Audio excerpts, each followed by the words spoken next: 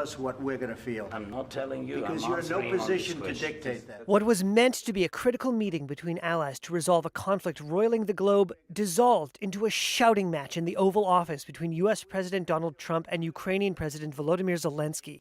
You're not in a good position. You don't have the cards right now.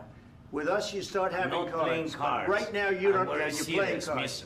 You're playing cards. You're gambling with the lives of millions of people. You're gambling with World War III. The meeting was meant to solidify a resources deal, offering U.S. access to Ukrainian minerals to keep aid flowing as Kyiv continues to fight the war with Russia.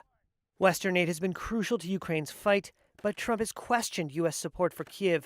You know that we had conversations with him. Tensions on Friday boiled over when Zelensky questioned Vice President J.D. Vance's proposal for diplomacy with Russian President Vladimir Putin. In 2019, I signed with him the deal. Zelensky said he'd signed a ceasefire with the Russian leader in 2019, only to be attacked 3 years later. What kind of diplomacy, J.D., you are speaking about? What do you mean? I'm talking about the kind of diplomacy that's going to end the destruction of your country. Yes, but if you Mr. President, with respect, I think it's disrespectful for you to come into the Oval Office and try to litigate this in front of the American media. The mention of disrespect seemed to trigger Trump's wrath, who proceeded to berate the foreign leader. Your country is in big trouble. I know. You're not winning. You're not winning this.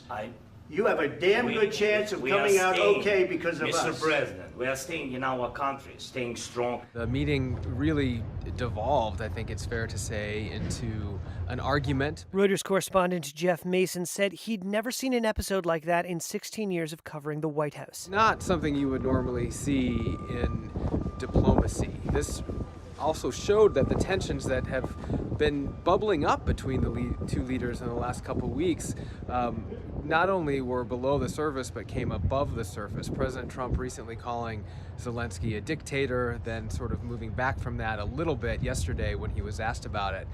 He didn't use that language again today, but he certainly wasn't happy with being challenged by the Ukrainian president. And as a result, they canceled a press conference that was planned for today, and President Zelensky departed the White House early. Trump wrote on social media afterward that the exchange showed that Ukraine was, quote, not ready for peace. Zelensky left the White House early without signing a minerals deal. It's great to be at your side once again. We're going to stay at your side. The episode marked a stunning turnaround from the previous administration when U.S. President Joe Biden rallied Western nations to defend Ukraine in the face of Russia's invasion. You got to be more thankful. Because let me tell you, you don't have the cards. Trump has pledged to end the war without outlining precisely how. Later, a senior U.S. official said Friday's clash will speed up Washington's efforts to investigate any waste, fraud, and abuse involving U.S. aid to Ukraine.